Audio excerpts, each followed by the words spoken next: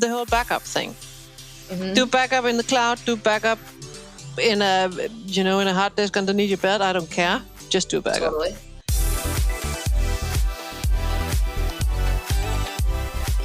Hello, everyone, and welcome back to Cybersecurity Stand Up. It's a beautiful day where I am, but it is a different time of day for the guests that I'm speaking to at this time in the morning/night. I'm joined by Sarah. Sarah, I met you on LinkedIn pretty recently, but I'm already a huge fan. I'm so excited to have you on the podcast. Thank you. Can you tell our audience a little bit about yourself and what you currently do? Yeah, I would love to.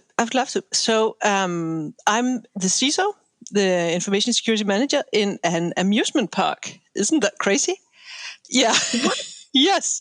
I'm in Tivoli in Denmark. You might have heard about it. It's in Copenhagen, and it's right in the center of Copenhagen. And It's the best match you can imagine. It's really cool. So I've been in IT security for a very long time, and then this CISO position came up, and I just had to have it. And besides that, I'm what do you call that? I'm a behavioral science nerd. So I love anything about the human brain and how we behave and how irrational we are. So I've added this to this whole concept of being a CISO and to the information security discipline. So I'm doing that, and I'm just about to finalize a book that's going to come out hopefully this summer. I'm right now in the process of writing the ending, and I find that very hard because there are so many books that end up repeating themselves, and I hate that. Just had to be spot on. So I'm finalizing that. And then besides this, I have 2 kids and a house in the suburbia of Copenhagen. I've got a dog. I've got no less than 5 vintage Volkswagen cars that we go for vacation in every summer. So this is, yeah.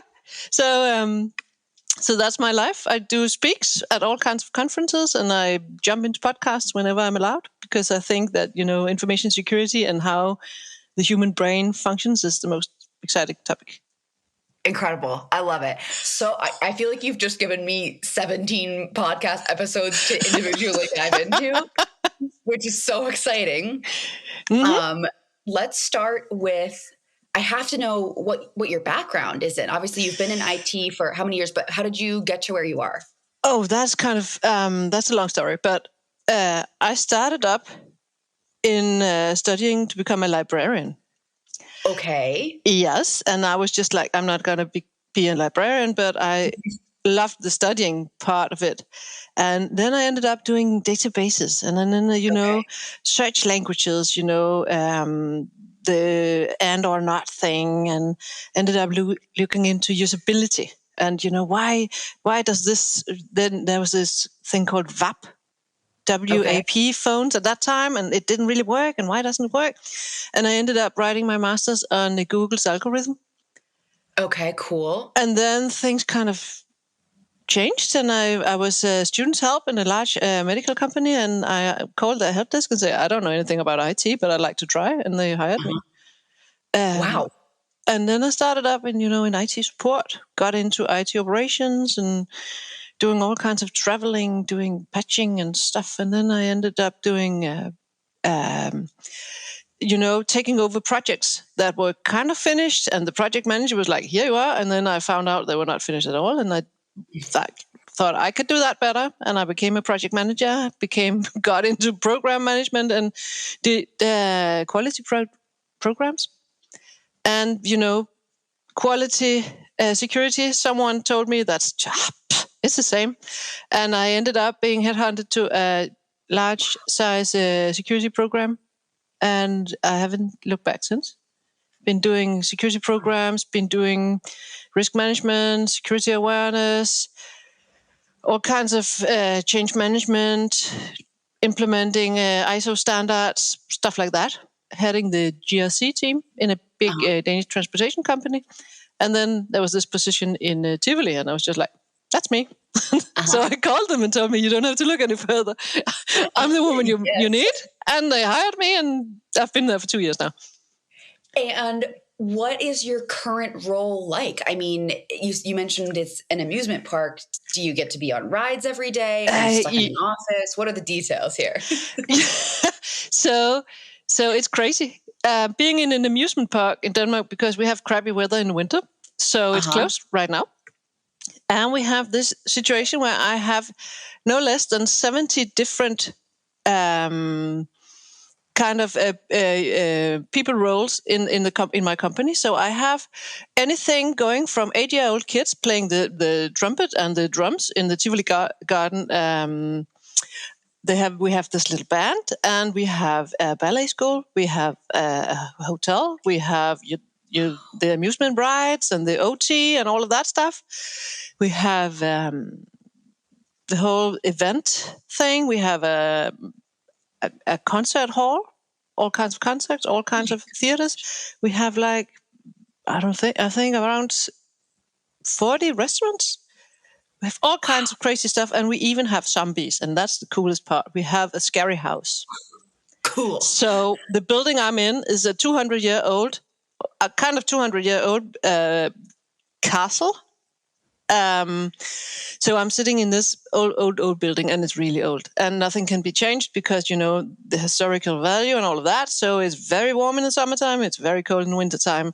And around 3:00 in the afternoon, the screaming starts, because that's where the scary house opens. And we can hear the scream, they're in the basement, and you can kind of hear them, this whole scary thing in the offices, and it's hilarious.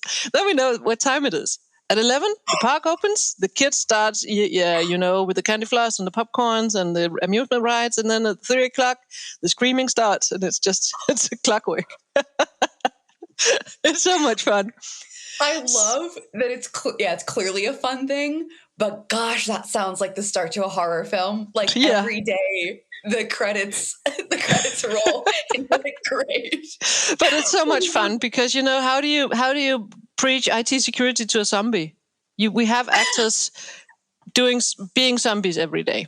Speaking to CISOs is actually just how all-encompassing the role can really be, and you're really exemplifying that right now.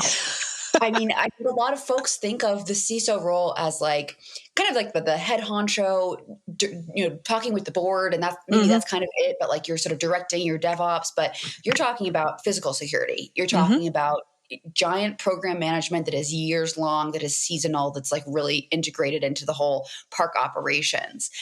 Can you speak to that? Because, as someone who started, or at least at one point didn't know much about IT, here you are in this all-encompassing role. Yeah. So and let me just Tivoli is a tiny operation compared to some of the other companies that I've been in. We are only Danish based. We are only around 30-ish people in IT. This means that I get to do the whole thing. And I love it because, I don't have a niche. I don't have, to be this person on top just asking others to do stuff. I really get, I'm sitting with the sheets for the conditional access rules. That's me. I'm also the one doing slides for the board of directors. That's also me. I'm, also thinking about the segmentation. How should it look? And what would it mean if we do this and do this? I'm also looking into the, when we have, buying new services, I'm looking into the service provider, the supply chain. So I got the full thing, and I just love the diversity of my tasks. Yeah. It means that some days I'm sitting at home working, when I have to be productive, and some days I'm in the office, moving things and talking to people and all of that. Absolutely. And it's the coolest job. And I'm going to the hotel, I'm talking with these people about, what's that, APT 29, targeting hotels. I'm not into the exact naming of those groups, but there's a group targeting hotels. So I go there when they have a meeting with the hotel personnel, and I talk to them, saying, these things are happening, I've seen these articles, and then, I print them out, show them things are actually happening. And then we talk about, what does it mean for their world? What does it mean to their jobs? And how can we do solutions that will help them? Totally. What a natural thing to do that so few people are doing. Go and talk to the people who are doing the thing. Yeah. But it works. No kidding. Last week, I was talking to all the technical people. Well, those people who are actually renovating the buildings, who are actually doing the garden, who are doing physical stuff. And I went and talked to them about, device management. You just this is your phone. It's a tool. It's a work tool. You have to keep it updated. Don't wait for the last. Do these things. And even though it's on your phone, don't put in your passwords in a scary place. You can still become hacked through your phone. And I stood there for like 10 minutes, and I've got so much good feedback, and everybody are waving when they see me in the garden, and they come to me and ask me questions. And that's what I want. I want to hear their questions. I want to be available. So, wow. Yeah. So that's another crazy, I just have to tell you, I have got another crazy part of my job is that I do videos, and I do a lot. So I have to reach them in a way that fits their job. And they're on the run. They're probably on their phone. In Denmark, public transportation is huge. And when you sit there, you watch your phone and you want to watch a video. So I do little videos. So I do a video, 1 minute and 16. How do you make a complex password that you will remember? Fabulous. Stuff like that. You always have to remember the subtitles, because for some reason people love to watch videos without sound. Yep. That's a good social media tip as well, actually. Yeah, it is. Always remember the subtitles. And the funny thing is that I'm doing it myself, and I'm just like, why? I don't get it, but that's just reality. Yep, accessibility. I absolutely agree. What I love about what you're saying too is that I feel like the sort of separation between B2B, like companies doing company things, and B2C, where we're trying to help consumers, we're talking directly to them, we're addressing their needs. You really seem to be doing both. Being able to walk through a garden and connect with people and give them advice about how to make a complex password. I mean, do you separate these in your mind as like business to business and business to user? Because can you speak to that as well? Yeah, I'm doing a little bit of this business to business thing, but basically I believe in just being me. Normal wording. What does it do? And they love it. But I really believe in speaking to people in the role they're in, and based on their needs. Yeah. So I try always to ask so many questions, and I really try to get to still be non-tech. It's kind of hard, but because if people can explain it to me so I understand it, then I'm able to explain it to whoever needs to know about it. Yeah. I would love to ask you like a little more about that, because I completely agree. Like part of being able to speak someone else's language and really think about what they should be thinking about, what their primary concerns are, is being able to explain things really clearly and succinctly in a language they understand. But I feel like with tech, specifically with cybersecurity, honestly, sometimes that's really difficult. These concepts are so abstract. We're talking about cloud security. I mean, do you find yourself having to explain what the cloud is or that kind of stuff? Like, any tips on how to do that? I think that my problem is sometimes that people jump to conclusions. They believe they know what the cloud is, but it's just like knowing how to bike. Basically I have to go fast, and the wheel will turn around and I won't fall. But we can't, when we get to explain exactly what's happening, none of us can. Totally. And it's the same. People believe they know about the cloud, and they don't, and then they jump to conclusions. Right now, I'm preparing a speak for tomorrow. I'm doing this is my crutch. I have speakers cards always in some kind of color, because then I believe people will look at the cards and not me. Great tip. But it works. And then I have something, when I'm sitting, I have something in my hands, and I'm not fidgeting. Yes, it works. Perfect. So tomorrow I'm doing a speak on IAM and the human brain. And why is it so hard for us? And I actually start with the Big Bang, and then I go through human evolution. And I pretend to have a huge calendar. When if your calendar, if you have one of those big Mayland calendars, one by one, and if you picture that, and then you look at the human evolution. Let's start by the monkeys, like 8 million years ago, and that would be 1st of January. Then we are into August, September-ish before, Stone Age would begin. And then I'm like, okay, in the middle of December, we're kind of there where we would start farming. And then, by the 29th of December, we would have, like the Roman Empire. On the 31st of December at 2 to midnight, we begin, the Industrial Revolution. We begin, with the IT, the first computer, the internet, and, like a split second before New Year's Eve on that calendar comes the internet, comes, digitalization. And our human brain, it hasn't evolved, So actually for this last 50,000 years, our human brain has been the same. Exact same as today. You could take a kid from that time and then you could adapt it if you had a time machine to today, and they would grow up and they would go to kindergarten and they would play soccer and they would do whatever. So It's the same human brain, but for 50,000 years it's been the same. And digitalization, the brain hasn't caught up. Yeah. And it's like you have this steering system within your brain that you can't update. You can't upgrade it. You have to understand all of those little apps that has been built through those 50,000 years in order to be able to navigate and to work with this configuration that the brain has today. Because we are all way into January before the brain catches up to where we are right now. Wow. So this is why it's so hard for us. This is why and our brains, one of the things they hate, back to the brain. The brain weighs around 1.3, 1.6 kilos, but it's a tiny organ, but it uses 25% of the daily energy consumption comes from the brain. And throughout that whole Stone Age, everything has been about surviving. It's been about craving sugar, craving fat, energy to survive, and salt, but that's another thing. But, so the brain uses so much energy, and we have been wanting to save that energy for surviving. So we've come up with all these little apps called human biases and heuristics and stuff like that in order to save energy. And one of the main things that causes this energy consumption is when we have to think about something very hard. We have like two systems. There's this guy called Kahneman who talks about two systems in the brain. There's one where, like autopilot, where all these apps, they're running on, and you can actually, the brain can handle 11 million bits per second when using those apps. It's crazy.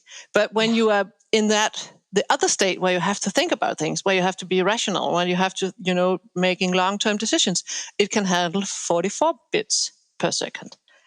That's crazy. So, and actually you can measure on the blood sugar in people's bodies, whether they're using one or the other, because the blood sugar it drops rapidly when you're using that brain where you have to be rational. Think a lot.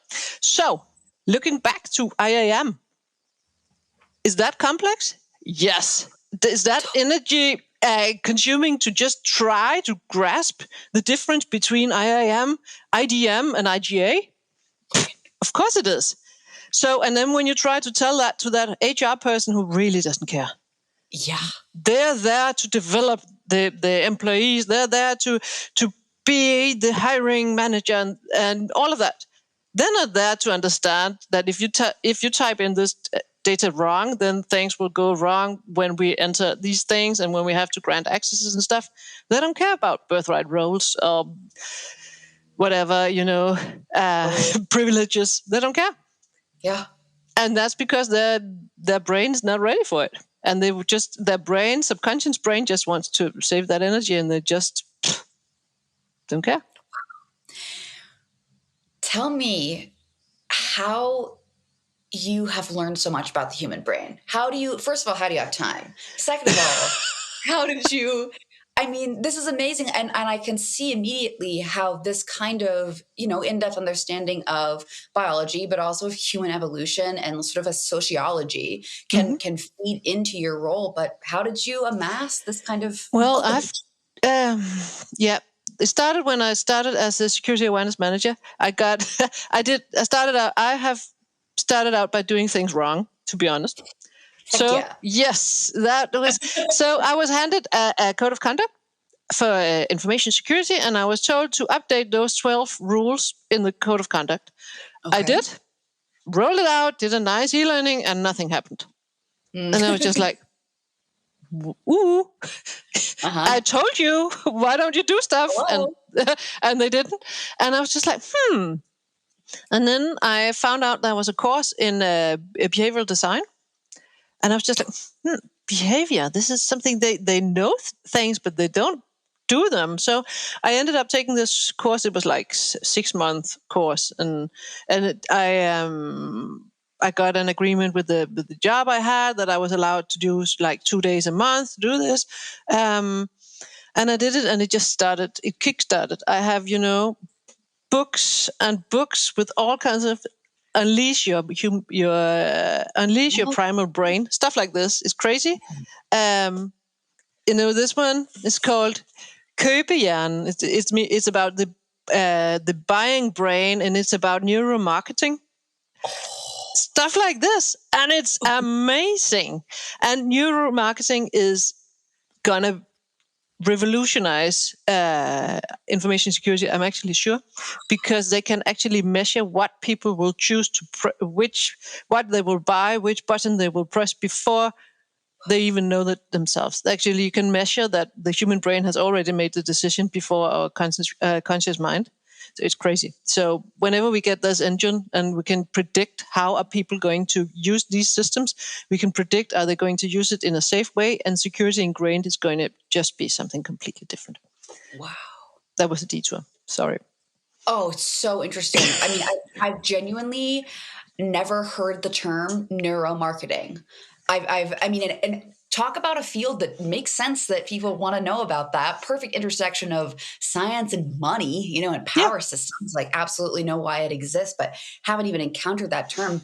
So, I'm also really excited to hear about the brain more, because one thing I had this great conversation with someone recently about how we kind of distance ourselves linguistically from the user sometimes, as if like the user is some sort of nondescript creature who uses a phone, this kind of thing. But we're talking about humans. Mm-hmm. We're talking about human behavior.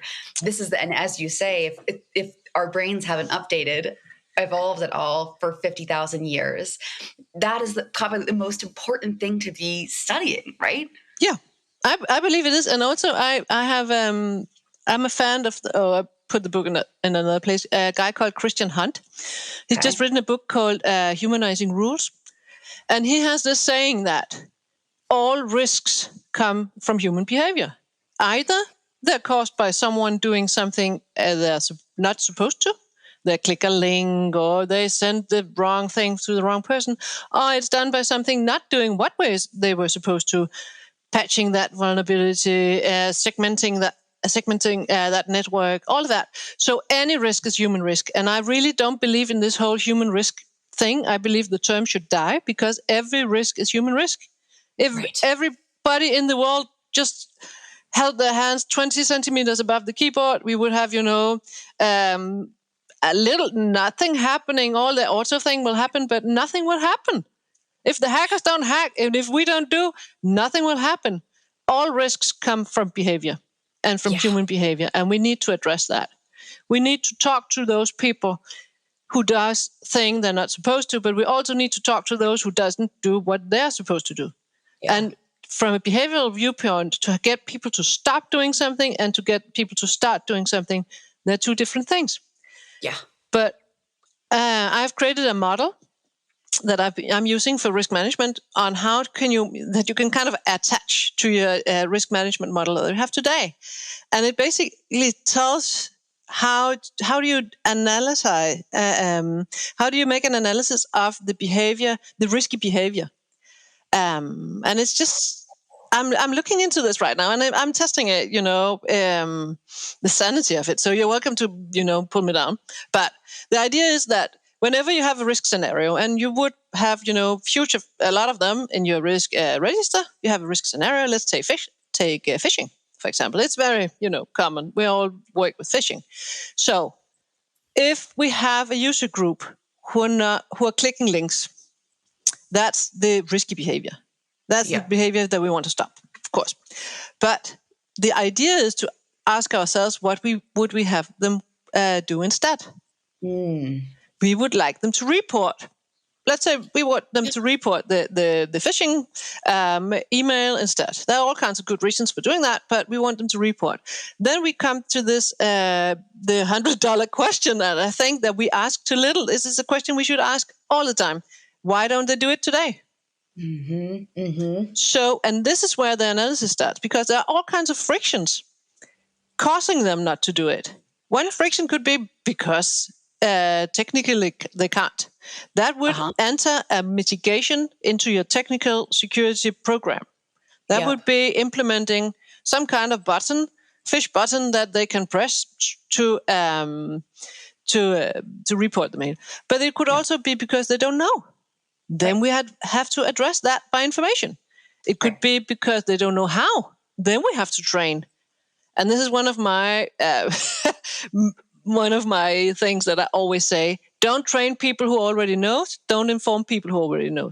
So training and information are two different things. Nobody wants to be trained for 20 minutes every year in things that they know already. Then you get reactants. So looking at why aren't they doing all of these things will help you design the solution that will actually mitigate your risk. And that solution could be, we need to train these people. We need to make it easier to report the mail. We need to inform them that they're supposed to. Maybe it's not written anywhere, and then you have to add stuff in your governance. Maybe it's not in your SMS that they're supposed to. Why would they do it then? If it's not in the culture, oh no, we just delete it here. Then you have to work with the culture. So there are all kinds of different ways of mitigating these risky behaviors. And all of these mitigations should be a part of your total risk register, because why would you want to handle human risks outside your risk register? That's what they're preaching right now, and I just don't get it, because you want all your mitigations, mapped to the risk scenario. Because when I do this, then I'm able in the end to know that I need to do this e-learning to these people because they have this risky behavior that is increasing the likelihood or the impact of this risk scenario. And then when I'm with my board of directors, I can tell them, I need this much amount to do this e-learning. And then they tell me why. And I'm saying, because these things. And then I'm also able to add it to the risk matrix that they're used to seeing because of their financial risks and everything else. And then they say, what do I get from all of these monies? I'm like, okay, this risk will probably move till here. The year after, we're able to follow up and say, okay, these risks have moved here because we did the awareness, or because we did the information, or because we did these things. Then you get your awareness KPIs that we're all looking for. And I think it's really sound to do it this way. It takes some time, but you need to involve, the IT support. You need to involve the PAs. You should always know the PAs, because they're the ones who knows what's going on in a company. So smart. Yeah. And you need to involve your security. If you have a security team, the security incidents, you need to know, people who knows the behavior in your organization, and you need to get these people together, let them sit around a table, forget the screens, forget the Excel, talk about these things, do these analysis, and then you will get, risk mitigation to human risk in a way that makes sense. And then that will actually make you able to track progress and talk, and explain why you need budget.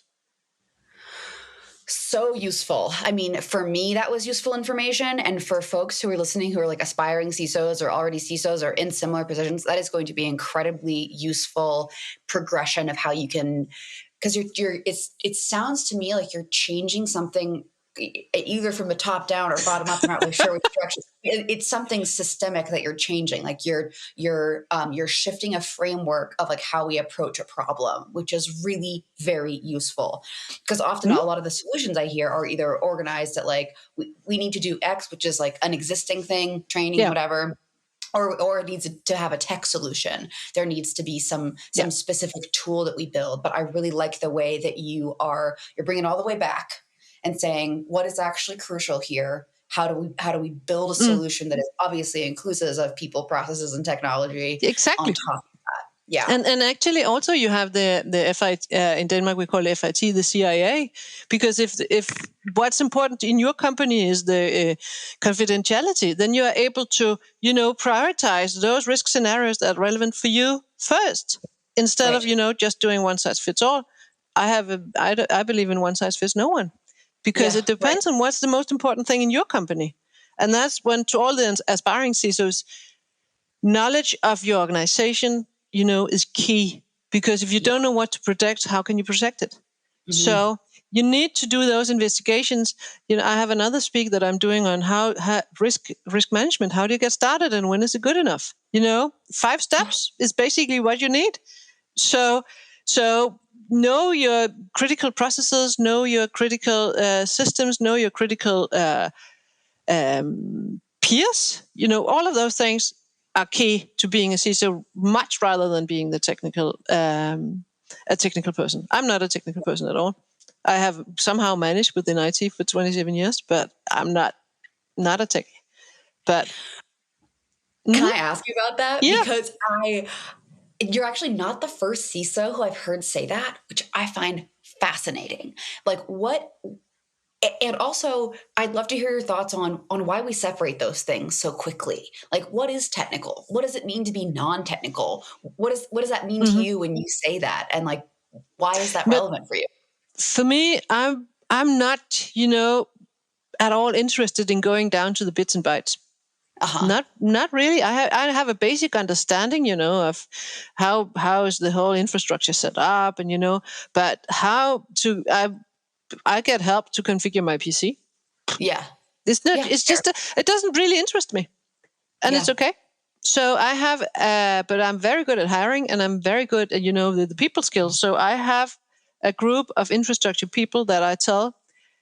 I sit every morning, and I have a crazy schedule. But I sit every morning watching through the different news, looking at a tool called Ocenter. It's a Danish tool they're working out, but it kind of, distills all the security media and then gives me what the articles I need.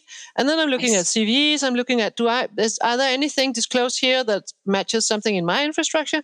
And if there's, then I'm calling these guys, and it's like, hello, do I need to be scared or not?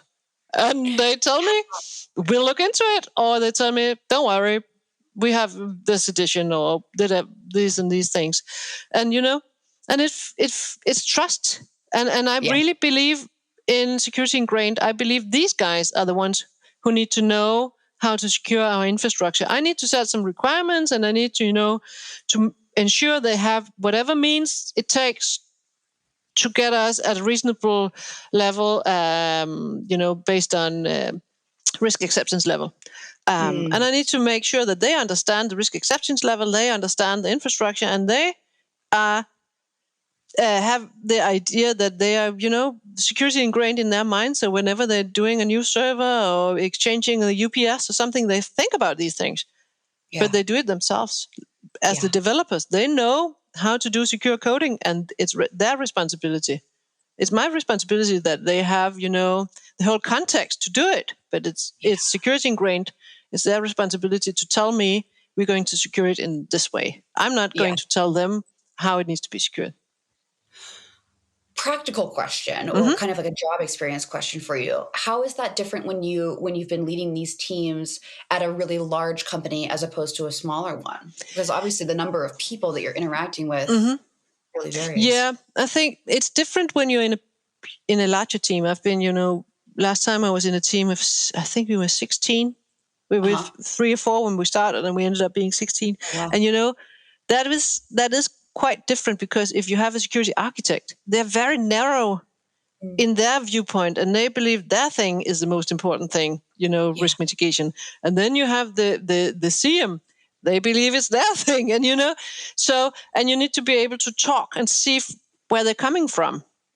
And that is that can be difficult. And also when you get them in the same room, and then you have the whole GRC governance is the thing, and to be able to navigate that. And this is what I find really inspiring, to get these people together and let them see how it interconnects, because it does. It really does, because you cannot do any security controls without knowing the amount of security incidents.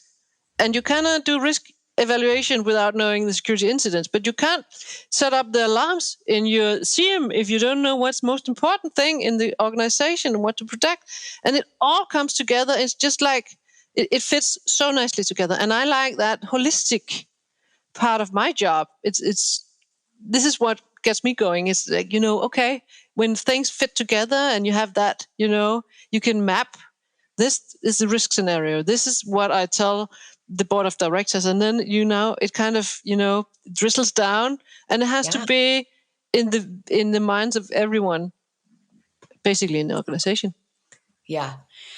How has so one thing that I find really exciting speaking to you is that you seem kind of revolutionary. Like, you seem like you're presenting some ideas that I genuinely haven't heard in this industry before. So I'm wondering, do you feel that way? But also, how's the reception been? Because obviously you're kind of crushing it in terms of your job, but in the broader industry of cybersecurity, the community of LinkedIn, these kind of like dialogues that are happening all around us, what's it been like? Do you feel like you're changing the game? I'm doing my best, because to me it's obvious. I like to, I'm an extrovert, so I like to be heard. And I love to do these talks and conferences. And that's another thing. I've taken so many courses on speaking and presentations, because that's also important. And I use that in my daily work every day. But I find that some people, and I understand where they're coming from. And this is where I'm always trying my best to understand where people are coming from. But there are some people who think that you can't be a CISO without understanding the whole technical infrastructure. And my viewpoint is that, what's it called? It wasn't Kahneman. There was one of those other guys saying that if all you have is a hammer, all your problems looks like a nail. And I think that when it comes to risk mitigations, we have so long had the people with a very strong technical orientation having these roles that I have. And it has cost us to try to solve all of these issues and all of the risks from a technical viewpoint. Yeah. I understand where they come from, because they're just trying to do their jobs.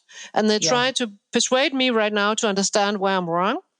And they're welcome to do it. And because I want to understand where they're coming from, but I also understand that from a business perspective, we need to look at the larger perspective rather than the only technical thing. Yeah. I'm doing risk evaluations on strange things that people just, I think supply chain in a whole different way than anyone else. It's beginning to come, because when you have a provider of something, anything leading, which is crucial to your critical business process, then you need to look at the security maturity on that provider. In my case, with the amusement parks, one of our providers is the provider of food. We have so many restaurants. And we have, you do these big agreements that you buy from one or two providers and stuff like that. We don't have any IT integration with those guys. Not at all. But if they're hit by a ransomware attack, if they're down for like weeks, then my critical process is just gone. And I will lose so much money. This is why I need to look into this food provider and look into their security maturity. Because if I don't, it's a risk to my critical process. Yeah. It's not an IT thing. It's not an IT provider. I'm not afraid of the supply chain attack, like, updates and patches and all of that. I'm also afraid of that. I'm afraid of so many things. But this is a whole other perspective. And this is why you need to have this holistic view. You need to look at what's important to my business. Yeah. I just saw a little post that I did. I just genuinely just saw the graphic, and it was about the rise of the BISO, the Business Information Security Officer. And I was wondering what you thought of that title, because in describing all these ways that you're bringing all these impacts, these business impacts together, it kind of transcends the role of CISO, right? It does. And actually, these days, the role of a CISO is different in all different companies. But the idea of the CISO role is to be a C-level.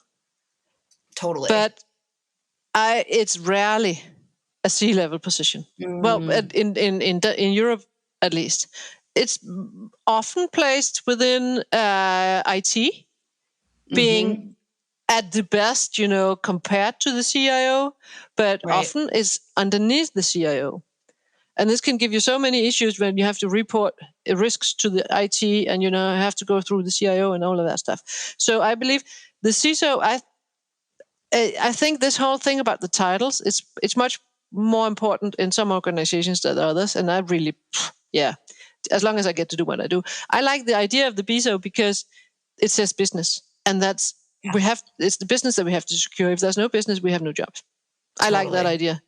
But and the CISO, it's just the C just stands for C-level, and it's not really the case anyway. Yeah, gotcha.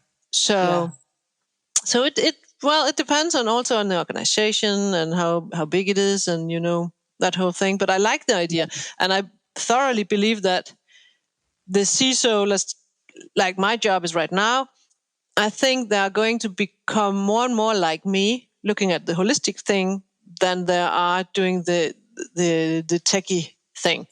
Yeah.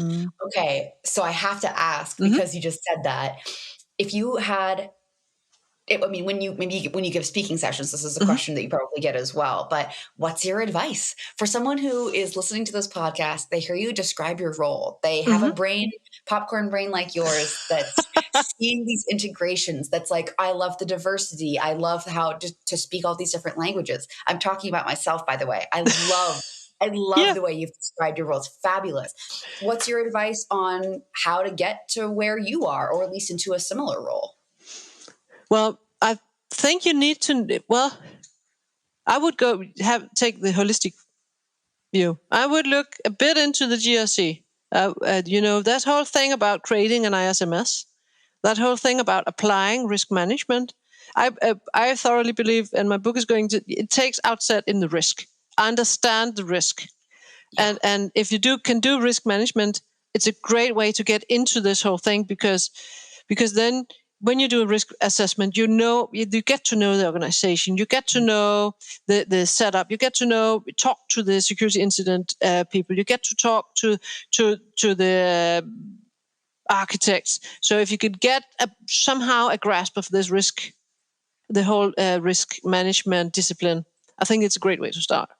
Yeah. Because you can't do it without understanding the business, without understanding the setup, without understanding the infrastructure, and it will kind of help you get this thing. But I also, my way into this was through the program management, and it has been great because of the whole, the diversity I've done. This is my third program, and I must say that from my experience, it takes 3 years to raise the maturity in an organization, because I've done it 3 times. So, but when you do a security program, you start up, okay, what are the risks? What is a prioritization? How do we start up? You probably want to do some agents on the PCs. You probably want to do some kind of a CM. And then you get, little patches of knowledge for every project that you do. Yeah. And it makes totally sense. Interesting. Okay, that's good advice. I think that's really good advice. While I'm on the advice questions, I have to ask also, because you're clearly someone who speaks these multiple languages in terms of technical, terms too. What is your sort of go-to advice? Well, maybe when you're making the short form videos that you mentioned. For a grandma, for someone's aunt who uses their phone and posts in all caps on Facebook, what's your go-to human advice for someone who wants to stay safer on the internet? Oh, I've created something that I call the 5 fundamentals. Love it. And actually, we're preparing them right now because we want to go speak at schools, because people women, I'm looking at, all the women in my son's class, and I'm just like, they don't get it either. But nobody does, and you're just looking at the kids, and then just like, oh, I need to cook. Here's the iPad. I still feel bad, that whole thing. So I'm just like all into passwords. I'm like, forget them. Don't worry about remembering them. You have to remember one password or two. It could be, one where if you have a password manager, but the grandma probably won't know about that. But she has an email, and whenever she needs to log into stuff, she can always forget the password. Do a complex password, forget it, because you can all do it over.